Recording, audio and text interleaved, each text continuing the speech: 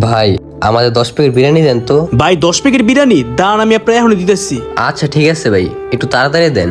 যাক, বহুদিন পর হালা টুপি দিতে পারছি, তাড়াতাড়ি কর, বাসায় যেতে হইব। আচ্ছা ঠিক আছে। একটু তাড়াতাড়ি করতে হইব, হাতে বেশি সময় নেই। ভাই আপনি একটু দাঁড়ান, আমি এখন আইতেছি। আরে ভাই আপনি কই যেতেছেন?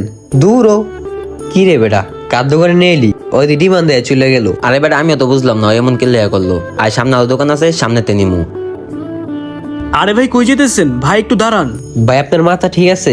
আমাদের দোকানে রেখে আপনি কই চলে গেছিলেন? আমি দুঃখিত ভাই, আপনি রাগ করেন না, আমি এখনই আপনি দিতেছি, একটু দাঁড়ান। দোকানের কর্মচারীটাও নাই রে। এই বেটা চল, হ্যাঁ দোকানটা লং লাগবো না, হ্যাঁ ডিমান্ড বেশি, চল। আরে মিয়া আপনার তো কি নেবো, আপনি কাস্টমার দাঁড়া করে গেছেন গা, কাস্টমারের কোনো দামই নেই। ভাই আপনারা রাগ করেন না, আসলে আমার কাছে কাস্টমারের চেয়ে মালিক আগে। মালিক মানে? আপনি এই দোকানের মালিক না? ভাই এই দোকানের মালিক আমি। আসলে জোহর রক্ত শুরু হয়ে গেছে তো এমনি নামাজ পড়তে দেরি হয়ে গেছে। যদি আর একটু দেরি করতাম তাহলে নামাজের রক্তটা পাইতাম না। আসলে তখন যদি আপনাদের বিরিয়ানিটা দিতাম তাহলে আমার নামাজের রক্তটা দেরি হয়ে যেত। এই জন্য তখন এরকম তাড়াহুড়া কইরা নামাজ পড়তে গেছিলাম।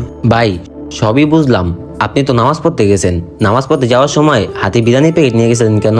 ভাই হয়েছে কি, আমি যেখানে নামাজ পড়ি সেই মসজিদের পাশে একটা বৃদ্ধা মহিলার বাড়ি আছে।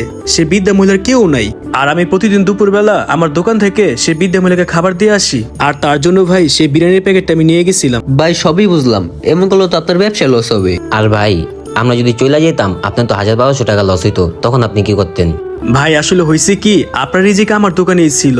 আপনার রিজিক যদি আমার দোকানে না থাকতো আপনি তো চলে যেতে পারতেন। আপনি কি চলে যেতে পারছেন? তবে এটা সত্যি, আমার এই কাজের জন্য অনেক সময় 2-3টা কাস্টমার চলেও যায়, এতে আমার কোনো আফসোস নেই। তবে ভাই আমি বিশ্বাস করি আমার এই কাজের জন্য আল্লাহ আমার ব্যবসায় রহমত বাড়াই দিব।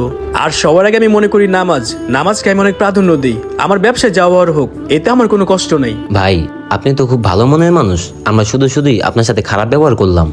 আচ্ছা ভাই যাই হোক, আপনি আমাদেরকে 10 প্যাকেট বিরিয়ানি দেন, আমরা আপনার দোকান থেকে নিব।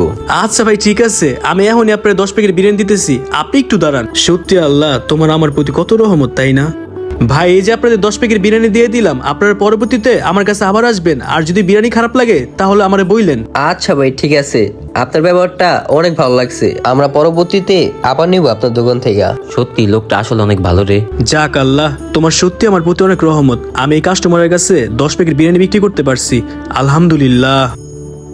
আপনি যদি মন থেকে আল্লাহ তাআলাকে ভালোবাসেন, আল্লাহ তাআলা আপনাকে মন থেকে ভালোবাসবে। তাই প্রত্যেকটা মানুষের মনে করা উচিত কাজের আগে নামাজকে প্রাধান্য দেওয়া।